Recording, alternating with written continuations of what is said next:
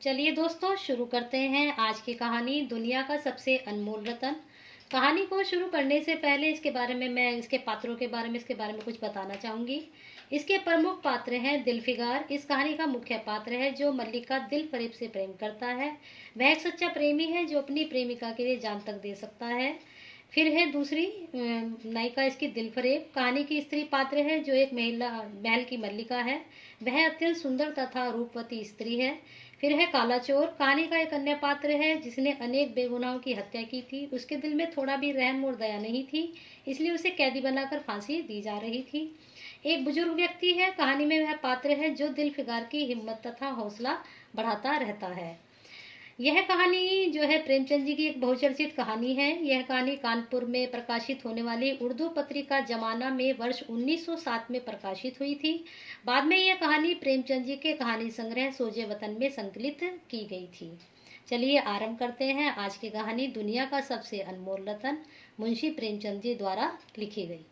दिलफिगार एक कटीले पेड़ के नीचे दामन चाक किए हुए बैठा हुआ खून के आंसू बहा रहा था। वह सौंदर्य की देवी यानी मलका दिल फरेब का सच्चा जान देने वाला प्रेमी था।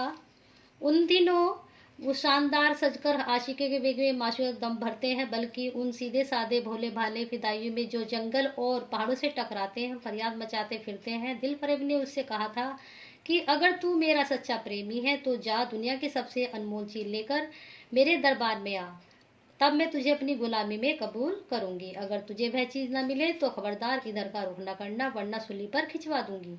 दिलफिगार को अपनी भावनाओं के प्रदर्शन का शिकवे शिकायत का प्रेमिका के सौंदर्य दर्शन का भी अवसर न दिया गया। दिलफरब ने जो ही ये फैसला सुनाया, उसके चौबेदार ने गरीब दिलफिगार को धक्के देकर बाहर निकाल दिया और आज 3 दिन से वह आपत मारा आदमी उस कटीले पेड़ के नीचे उसी भयानक मैदान में बैठा हुआ सोच रहा है कि क्या करूं। दुनिया की सबसे अनमोल चीज मुझको मिलेगी नामुमकिन, और वह है क्या? करूं का खजाना, आबे हयात, खुसरो का ताज, जाने जामे मम, तख्ते ताउस, परवेज की दौलत नहीं, यह चीज़ें हरगिज नहीं। दुनिया में जरूर इनसे भी महंगी, इनसे भी अनमोल चीज़ें मौजूद हैं, मगर वह है क्या, कैसे मिलेगी? या खुदा मेरी मुश्किल क्यों कर आसान होगी? दिलफिगार इन्हीं ख्यालों में चक्कर खा रहा था और अकल कुछ काम नहीं करती थी। मुनीर शामी की हातिम सा मददगार मिल गया। काश कोई मेरा भी मददगार हो जाता। काश मुझे भी उस चीज़ का जो दुनिया की सबसे बेशकीमत चीज़ है नाम बतला दिया जाता। भला से वह चीज़ें हाथ ना आती, मगर मुझे इतना तो मालूम हो जाता कि वह किसी किस्म की चीज़ है। मैं घड़े बराबर मोती की खोज में जा सकता हूँ। मैं समुद्र के गीत, पत्थर का दिल, मौत की दुनिया, मौत की आवाज़ और इनसे भी ज़्यादा बेनिशान चीज़ों की तलाश में कमर कस सकता हूँ, मगर दुनिया की सबसे अनमोल चीज़ यह मेरी कल्पना की उड़ान से बहुत ऊपर है।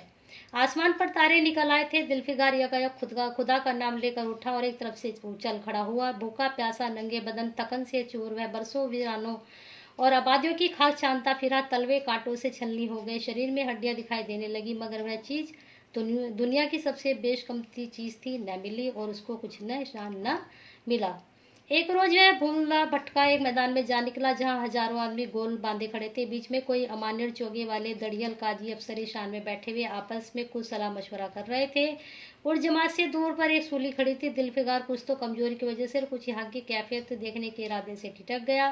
क्या देखता है कि कई लोग नंगी तलवारी लिए कैदी को, जिसके हाथ पैर में जंजीरें थी, पकड़े चले जा रहे हैं। सूली के पास पहुंचकर जब वह सिपाही रुक गए, कैदी की हथकड़ियां बेड़ियां सब उतार ली गई। इस सब आगे आदमी का दामन सैकड़ों बेगुनाहों के खून के छींटों से रंगीन था। उसका दिल नेकी के ख्याल और रहम की आवाज से भी जरा भी परिचित नहीं था। उसे काला चोर कहते थे। सिपाहियों ने उसे सूली के तख्ते पर खड़ा कर दिया। मौत की फांसी उसके गर्दन में डाल दी और जल्लादों ने तख्ता खींचने का इरादा किया कि वह अभागा मुजरिम चीख कर बोला, खुदा के वास्ते मुझे एक पल के लिए फांसी से उतार दो ताकि अपने दिल की आखिरी आरज़ू निकाल लूं। यह सुनते ही चारों ओर सन्नाटा छा गया। लोग अचंभे में आकर ताकने लगे। काजियों ने एक मरने वाले आदमी की अंतिम याचना को रद्द करना उचित न समझा और बदनसीब पापी काला चोर जरा देर के लिए फांसी से उतार लिया गया। इस भीड़ में एक खूबसूरत भोला बादल लड़का एक छड़ी पर सवार होकर अपने पैरों पर उछल उछल फर्जी घोड़ा दौड़ा रहा था और अपनी सादगी की इस दुनिया में ऐसा मगन था कि जैसे इस वक्त सचमुच अरबी घोड़े पर सहसवार है। उसकी चेहरा उस खुशी से कमल की तरह खिला हुआ था। चंद दिनों के लिए बचपन में हासिल होती है, जिसके याद हमको मरते दम तक नहीं भूलती। उसका दिल अभी तक पाप की गर्द और धूल से अछूता था। वह मासूमियत उसे अपनी गोद में खिला रही थी। बदनसीब काला चोर फांसी से उतरा, हजारों आंखें उस पर गड़ी हुई थी। वह उस लड़के के पास है, उस गोद में उठाकर प्यार करने लगा। उसे इस वक्त वह जमाना याद आया जब वह खुद भी ऐसा ही भोला भाला था, ऐसा खुश व खुर्रम, दुनिया की गंदगियों से ऐसा ही पाक साफ था। माँ गोदियों में खिलाती थी, बाप बलाए लेता तो सारा कुनबा जान निछावर करता था। आह, काले चोर के दिल पर इस वक्त बीते हुए दिनों की याद का इतना असर हुआ कि इसकी आंखों से, जिन्होंने दम तोड़ती हुई लाशों को तड़पते देखा, ना झपकी आंसू एक कतरा टपक पड़ा। दिल फिगाड़ ने लपक कर उस अनमोल मोती को हाथ में ले लिया और उसने दिल से कहा, बेशक यह दुनिया की सबसे अनमोल चीज है, जिस पर तख्ते ताउस और जामे मम और हाबे हयात और जरे परवे सब न्योछावर हैं। इस ख्याल से खुश होता, कामयाबी की उम्मीद में सर मस्त दिल फिगार अपनी माशुका दिल फरेब के शहर मिनोसाबाद को चला। मगर ज्यो ज्यो मंजिलें तय होती जाती थी, उसका दिल बैठा जाता था कहीं उस चीज़ की जिसे मैं दुनिया की सबसे बेशकीमत चीज़ समझता हूँ। दिल फरेब की आंखों में कदर न हुई तो मैं फांसी पर चढ़ा दिया जाऊंगा और इस दुनिया से नामुराद जाऊंगा। लेकिन जो भी हो, अब तो किस्मत आजमाई है। आखिरकार पहाड़ और दरिया तय करते वह शहर मिसोनाबाद में आ पहुंचा और दिल फरेब की ड्योढ़ी पर जाकर विनती की, थकान से टूटा हुआ दिल फिगर खुदा की फजल से हुक्म की तामील करके आया है और आपके कदम चूमना चाहता है। दिल फरेब ने फौरन उसके सामने बुला भेजा और सुनहरे पर्दे की ओर से हर फरमाइश की, वह अनमोल चीज पेश करो। दिलफिगार ने आशा और भय की एक विचित्र मनस्थिति में वह बूंद पेश की और उसकी सारी कैफियत बहुत पुर असर लफ्जों में बयान की। दिलफरेब ने पूरी कहानी बहुत गौर से सुनी। वह भेंट हाथ में ले कर जरा देर तक गौर करने के बाद बोली, दिलफिगार, बेशक तूने दुनिया की एक बेशकीमती चीज ढूंढ निकाली, तेरी हिम्मत और तेरी सूझबूझ की दाद देती हूँ, मगर यह दुनिया की सबसे बेशकीमती चीज नहीं है। इसलिए तू यहाँ से जा और फिर कोशिश कर, शायद अब की तेरे हाथ यह मोती लगे और तेरी किस्मत में मेरी गुलामी लिखी हो। जैसा कि मैंने पहले ही बतला दिया था, मैं तुझे फांसी पर चढ़वा सकती हूँ, मगर मैं तेरी जान बख्श करती हूँ, क्योंकि तुझ में वह गुण मौजूद है जो मैं अपने प्रेमी में देखना चाहती हूँ और मुझे यकीन है कि तू जरूर कभी न कभी कामयाब होगा। नाकाम और नामुराद दिलफिगार इस माशुकाना इनियास से जरा दिल फेवर होकर बोला, ए दिल की रानी, बड़ी मुद्दत के बाद तेरी ढोडी पर सजदा करना नसीब होता है।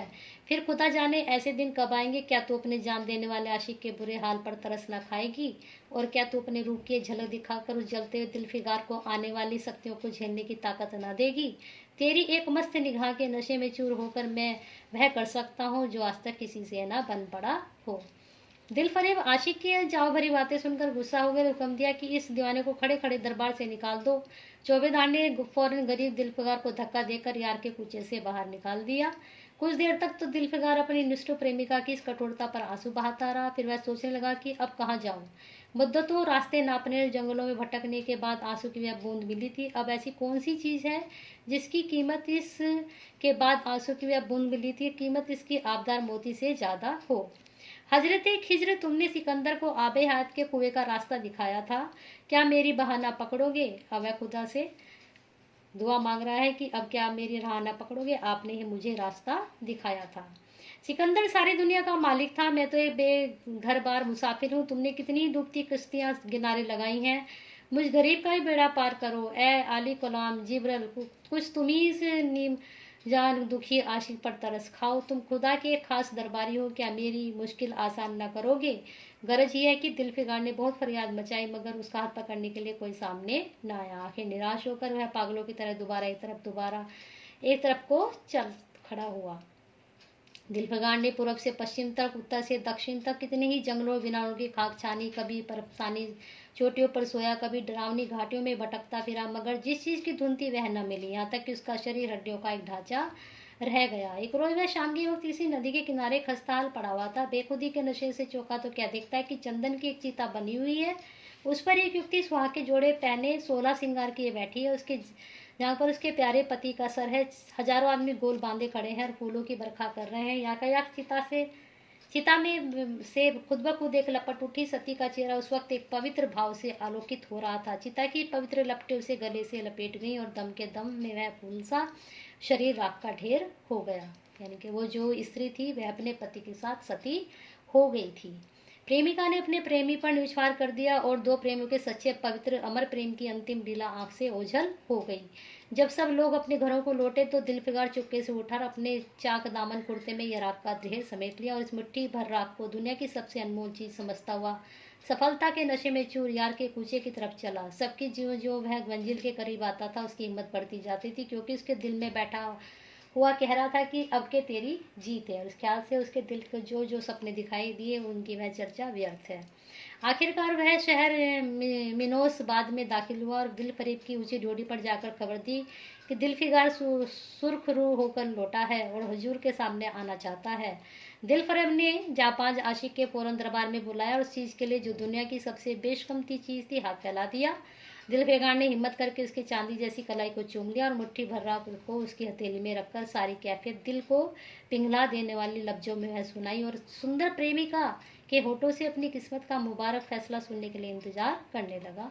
दिलफरेब ने उस मिट्टी भर राख को आंखों से लगा लिया और कुछ देर तक विचारों में सागरों में डूबी रहने के बाद बोली, एजान निछावर करने वाले आशिक दिलफिगार, बेशक यह राख जो तू लाया है जिसमें लोहे का सोना कर देने की सिफत है, दुनिया की बहुत बेशकीमती चीज़ है और मैं सच्चे दिल से तेरी एहसानमंद हूँ कि तूने ऐसी अनमोल भेंट दी, मगर दुनिया में इससे भी ज़्यादा अनमोल चीज़ है। जा उसे तलाश कर और तब मेरे पास आ।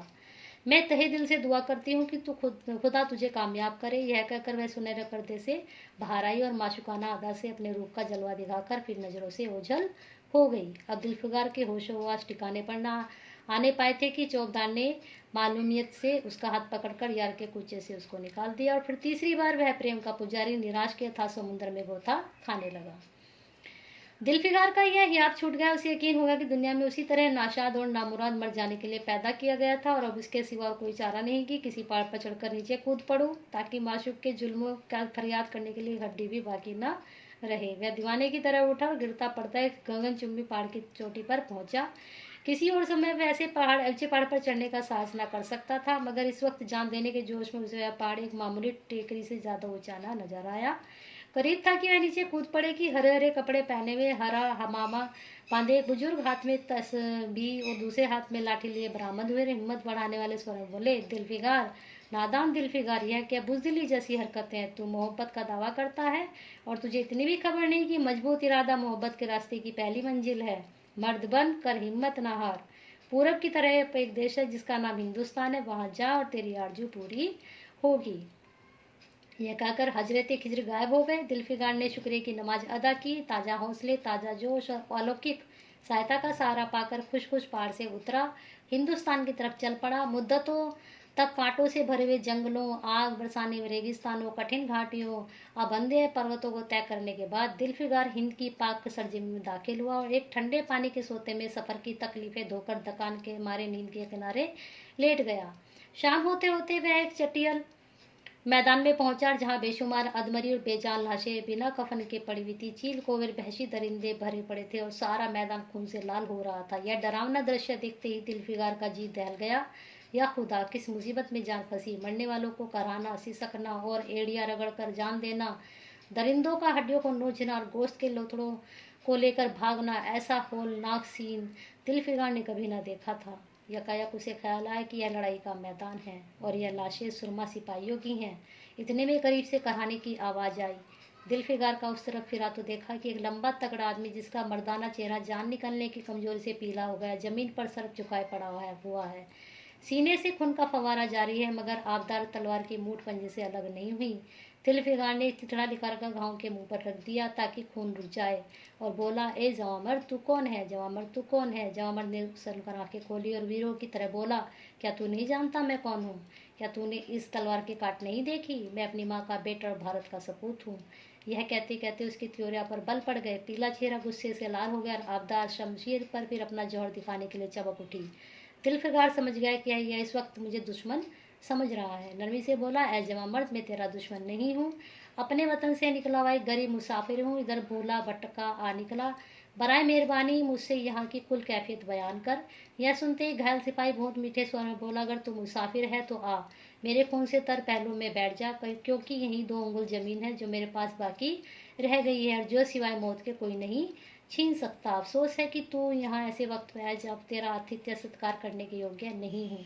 हमारे बाप दादा का देश आज हमारे देश से निकल गया और इस वक्त हम बेवतन हैं, मगर पहलू बदलकर हमने मनवार दुश्मन को बता दे कि लाशें तू देख रहा है यह उन लोगों की हैं जो इस तलवार के घाट उतारे हैं। मुस्कुराकर गो के मैं बेवतन हूँ, मगर गनीमत है कि दुश्मन की जिन पर नहीं मर रहा हूँ। सीने के घाव से चिथड़ा निकालकर क्या तूने मरहम रख दिया? खून निकलने दे, इसे रोकने से क्या फायदा? क्या मैं अपने ही देश में गुलामी करने के लिए जिंदा रहूं? नहीं, ऐसी जिंदगी से मर जाना अच्छा, इससे अच्छी मौत मुमकिन ही नहीं। जवां मर्द की आवाज़ बददीप हो गई, अंग ढीले पड़ गए, खून इतना ज़्यादा बहा कि खुद ब खुद मंद हो गया। रह रह कर एक आध बूंद टपक पड़ता था। आखिरकार सारा शरीर बेदम हो गया, दिल की हरकत बंद हो गई, आंखें भूल गईं। दिलफगार ने समझा अब काम तमाम हो गया कि मरने वाले ने धीमे से कहा, भारत माता की जय हो, और उनके सीने से खून का आखिरी कतरा निकल पड़ा। एक सच्चे देश प्रेमी और देशभक्ति ने देशभक्ति का हक अदा कर दिया। दिलफगार पर इस दृश्य का बहुत गहरा असर पड़ा और उसके दिल ने कहा, बेशक दुनिया में खून के इस कतरे से ज़्यादा अनमोल चीज़ कोई नहीं हो सकती। उसने फौरन खून की बूंद को, जिसके आगे अमन का लाल हेज भी है, हाथ में ले लिया और इस दिलेर राजपूत की बहादुरी पर हैरत करता हुआ अपने वतन की ओर रवाना हुआ और सख्तियां झेलता हुआ आखिरकार बहुत दिनों के बाद रूप की रानी मलका दिल फरेब की ढोली पर जा पहुंचा और पैगाम दिया, दिलफगार सुरखरू और कामयाब होकर लौटा है और दरबार में हाजिर होना चाहता है। दिल फरेब ने उसे फौरन हाजिर होने का हुक्म दिया। खुद हसबे मालूम सुनहरे पर्दे की ओट में बैठी थी, बोली, दिलफगार, अब कि तू बहुत दिनों के बाद वापस आया है, ला, दुनिया की सबसे अनमोल बेशकीमती चीज क्या है, कहाँ है? दिलफगार ने मेहंदी रचे हथेलियों को चूमते हुए खून का कतरा उस पर रख दिया और उसकी पूरी कैफियत पुरजोश लहजे में कह सुनाई। वह खामोश भी होने पाया था कि वह सुनहरा पर्दा हट गया और दिलफगार के सामने हुस्न का एक दरबार सजा हुआ नजर आया, जिसकी एक एक नाजनीन सुलेखा से बढ़कर थी। दिलफरेब बड़ी शान के साथ सुनहरी मसनद पर सुशोभित हो रही थी। दिलफगार हुस्न का तिल्स्म देखकर अचंभे पड़ गया और चित्रलिखित सा खड़ा रह गया। दिलफरेब मसनद से उठी और कई कदम आगे बढ़कर उससे लिपट गई। गाने वालियों ने खुशी के गाने शुरू किए। दरबारियों ने दिलफगार को नजरें भेंट की और चांद सूरज को बड़ी इज्जत के साथ मसनद पर बैठा दिया। जब वह लुभावना गीत बंद हुआ तो दिलफरेब खड़ी हो गई और हाथ जोड़कर दिलफगार से बोली, ए जानिसार आशिक दिलफगार, तेरी मेरी दुआएं बर आई और खुदा ने मेरी सुन ली और तुझे कामयाब व सुरखरू किया। आज से तू मेरा मालिक है और मैं तेरी लौंडी। यह कहकर उसने एक रतन जटित मंजूषा मंगाई और उसमें से एक तख्ती निकाली, जिसमें पर सुनहरे अक्षरों में लिखा हुआ था, खून का वह आखिरी कतरा जो वतन की हिफाजत में गिरे दुनिया की सबसे अनमोल चीज़ है। तो इस तरह से ये प्रेमचंद जी ने कहानी लिखी, दुनिया का सबसे अनमोल रतन। तो जब हम अपने देश के लिए अपनी जान को गंवाते हैं और हमारे लिए जो खून उसके लिए बहाते हैं, तो वह खून जो हम बहाते हैं, वही कतरा जो है वह हमारे देश की हिफाजत के लिए जो बहता है, वह दुनिया का सबसे अनमोल चीज़ उन्होंने बताई है। अगर आपको यह कहानी पसंद आई है, अगर इसको आपको सरल व्याख्या के सहित मैंने जो पेश किया है तो आपको पसंद आई है, तो इसको लाइक एंड शेयर करना ना भूलें और हिंदी मिरर भी सुनीति के साथ अपना प्यार और साथ ऐसे ही बनाए रखें। दोस्तों, हमने बहुत सी कहानियाँ अपनी डिस्क्रिप्शन में दे रखी हैं, आप उसके डिस्क्रिप्शन में जाके क्लिक करके उन वीडियो को भी देख सकते हैं।